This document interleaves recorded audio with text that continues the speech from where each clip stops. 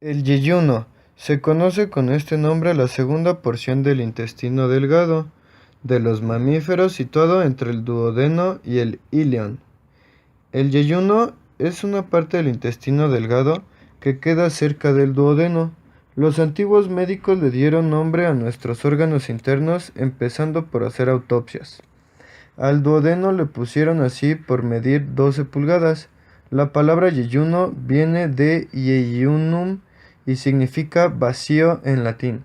Le dieron este nombre porque en los cadáveres siempre se encuentra vacía esta parte del intestino delgado. Las palabras ayunar y desayunar también tienen la misma raíz, yeyuno, vacío, de ahí que desayunar es quitarse lo vacío del estómago. Su función es realizar la absorción de las sustancias del quimo alimenticio. En este trozo de intestino delgado actúa el jugo intestinal que degrada al mínimo los hidratos de carbono, las proteínas y los lípidos. En la pared del yeyuno presenta las vellosidades intestinales, cuya función es traspasar al torrente sanguíneo las sustancias anteriormente señaladas.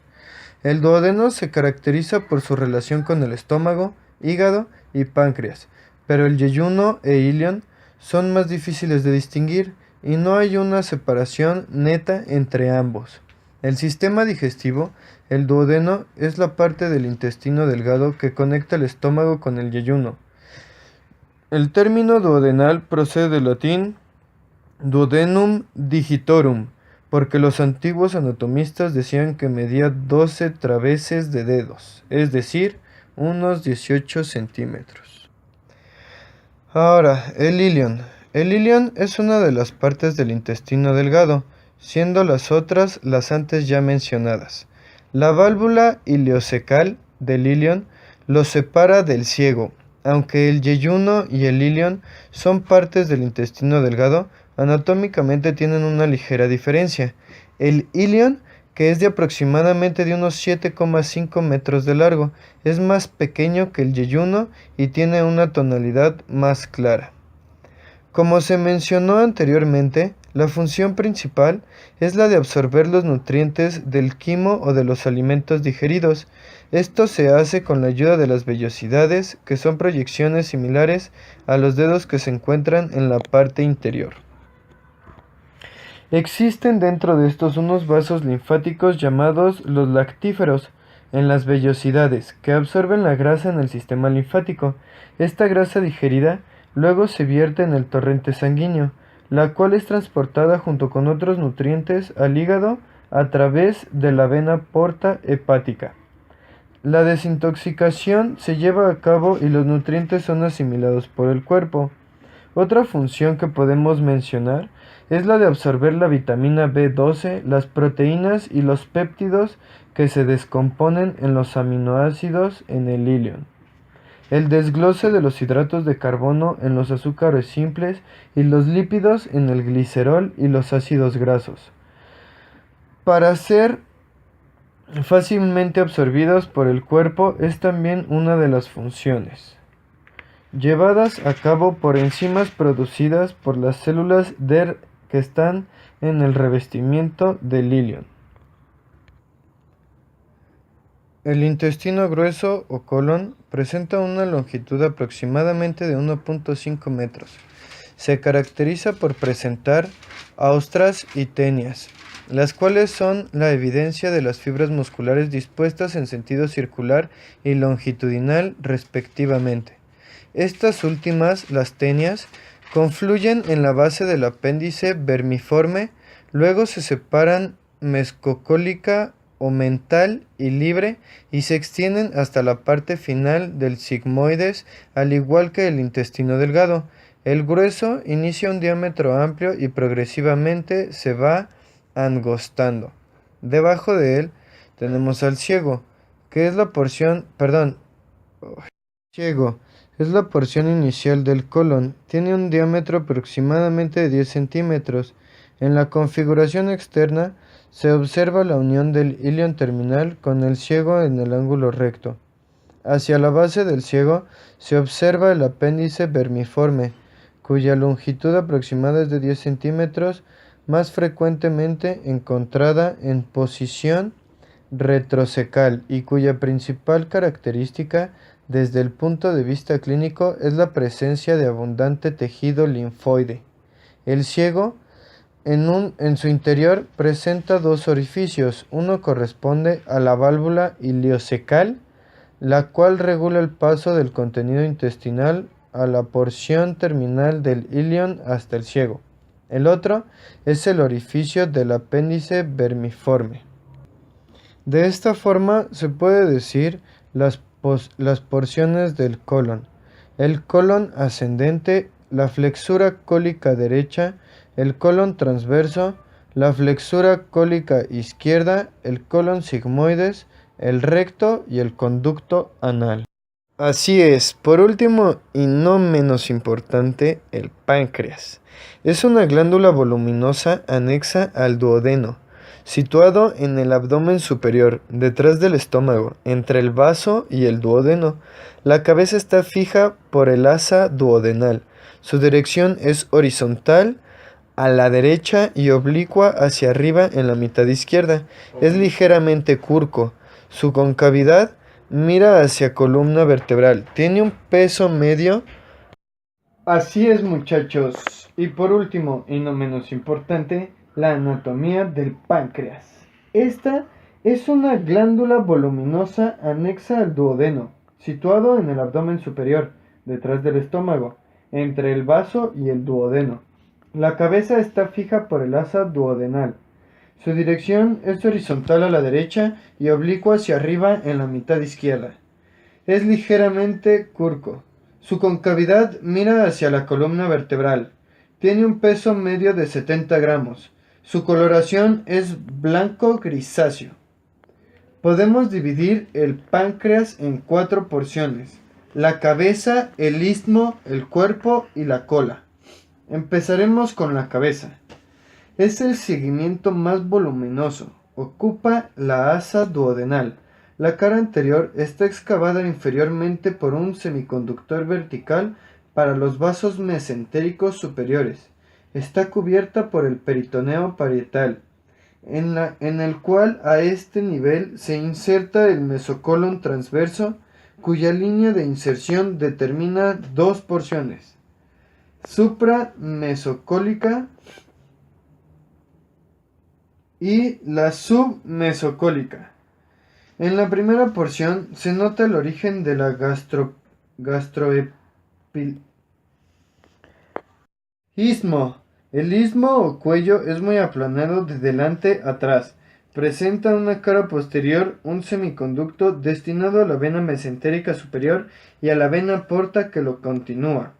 La cara anterior corresponde a la cavidad posterior de los epiplones. El cuerpo.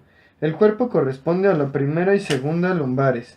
Su cara posterior está en relación de derecha a izquierda con la aorta, la vena mesentérica inferior, la cápsula suprarrenal y el riñón izquierdo. La cara anterior es cruzada oblicuamente por el ángulo duodeno-yeyunal y corresponde en todos sus puntos a la cara posterior del estómago, el cual determina en ella una brevedad, marca o impresión, la impresión gástrica. La cola. La cola afilada y redondeada, según los individuos, entra en el tacto con el ileo del vaso o está unida al mismo por un repliegue peritoneal, en cuyo espesor se alojan los vasos esplénicos. Aparato excretorio. Está constituido por dos conductos. Un principal conducto es el conducto de Wirsung y un conducto accesorio. El conducto de Wirsung se extiende de una a otra extremidad del órgano, cuyo eje ocupa. Aparato excretorio. Está constituido por dos conductos. Uno principal, conocido como Wirsung, y uno que es de accesorio.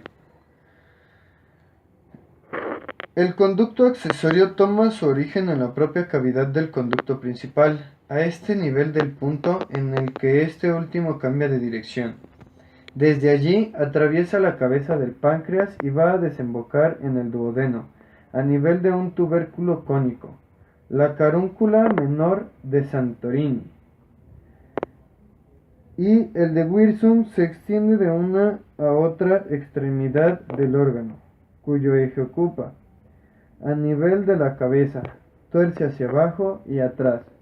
Se pone en contacto con los conductos colédoco y va a abrirse junto con este en la ampolla de váter.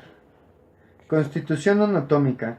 El páncreas es una glándula racimada y por esta razón se le puede descomponer sucesivamente en lobulillos secundarios, lobulillos primitivos y acinos. Estos elementos están separados por tejido conjuntivo, en cuyo interior se encuentran repartidos unos corpúsculos especiales, los islotes de Langerhans o puntos foliculares de Renaud, vasos y nervios, las arterias de la esplénica, de la nefrona es la unidad funcional del riñón. Se calculan 2 millones de cada riñón. Anatomía de la nefrona. Es la unidad funcional del riñón. Se calculan 2 millones en cada riñón. Presentan segmentos morfológicamente distintos. Cada segmento tiene una estructura característica y una posición definida en la corteza. Cada segmento tiene un tipo específico de epitelio. El extremo proximal presenta una dilatación de pared delgada. La cápsula glomerular. Anatomía de nefrona. Es la unidad funcional de riñón. Se calculan 2 millones en cada riñón. Presenta segmentos morfológicamente distintos. Cada segmento tiene una estructura característica y una composición definida en la corteza o en la médula. Cada segmento tiene un tipo específico de epitelio. El corpúsculo renal suele ser ovoide con un diámetro de 150 micras a 250 micras. Este posee un polo vascular por el cual salen y entran los vasos aferentes y eferentes. Además posee un polo urinario que se continúa con un segmento de pared gruesa llamado túbulo contorneado proximal que sale del glomérulo y sigue un trayecto tortuoso en el tejido cortical. La rama descendente del asa de Helen recorre un tramo breve en la médula y después describe un asa para volverse a la corteza en forma de una rama ascendente del asa de Helen, que tiene pared delgada en la porción profunda de la médula, pero se vuelve gruesa antes de penetrar en la corteza, sitio en la que se continúa con el túbulo contorneado distal. Anatomía del duodeno. Morfología general. Segmento inicial del intestino delgado. Morfología general. Segmento inicial del intestino delgado. El duodeno sucede al estómago a la altura del píloro y termina en el ángulo duodeno-yeyunal, penetrando el mesenterio, donde se continúa por el yeyuno, adosado profundamente contra el plano parietal posterior, casi totalmente tapizado por el peritoneo parietal posterior definitivo. Aparece en conjunto como un órgano fijo y adherido. Esta fijación se opone a la movilidad del estómago, por una parte, y del intestino delgado, por otra. Describe en general un trayecto en forma de anillo abierto hacia arriba y a la izquierda. Es clásico diferenciar en él 4 porciones. Primera porción duodenal. Sigue al píloro a la altura del lado derecho de la primera lumbar y se dirige oblicuamente hacia arriba, atrás y a la derecha. Su origen o unión duodeno-pilórica puede ser identificada por una parte por la consistencia más firme del esfínter pilórico y por otra la presencia de la vena pilórica. Su segunda porción duodenal desciende verticalmente sobre el lado derecho de la columna vertebral desde la primera hasta la cuarta vértebra lumbar. En su pared interna se abocan 2 conductos biliares pancreáticos, Termina formando con la porción siguiente un ángulo recto, la rodilla inferior. En la tercera porción duodenal tiene una dirección transversal, horizontal, bastante cóncava hacia atrás, por delante de la eminencia vertebral. Cuarta porción duodenal, corta, asciende casi verticalmente sobre el lado izquierdo de la columna hasta la altura de la segunda lumbar, donde termina. A esta altura se continúa con la primera asa yeyunal, que vuelve a descender oblicuamente hacia abajo y a la derecha, formando con la cuarta porción duodenal un ángulo agudo abierto hacia abajo, el ángulo duodeno-yeyunal. Sus dimensiones y situación. La longitud media del duodeno es de 25 a 30 centímetros, de los cuales 5 centímetros corresponden a la primera porción, 8 centímetros a la segunda y 6 centímetros a la tercera y 6 centímetros otra vez a la cuarta. Como el conjunto del intestino delgado, el duodeno está formado por varias túnicas, una serosa superficial, una muscular, una submucosa gruesa y resistente de tipo glandular que presenta dos tipos de glándulas, las glándulas de Lieberkühn y las glándulas de Brunner, propias del duodeno. La mucosa duodenal aparece de coloración rosada, provista de numerosos pliegues longitudinales a la altura de la primera porción, transversales más adelante y a veces exuberante. A la altura del píloro forman un repliegue, la carúncula mayor. Los medios de fijación del duodeno es un conjunto, un órgano notablemente fijo, solo su parte inicial correspondiente al bulbo duodenal, peritonizado en su totalidad, relativamente móvil. No obstante, está unido por arriba al pedículo hepático y al hígado mediante el epiplón menor y por abajo al colon transverso por medio de la parte derecha del ligamento gastrocólico.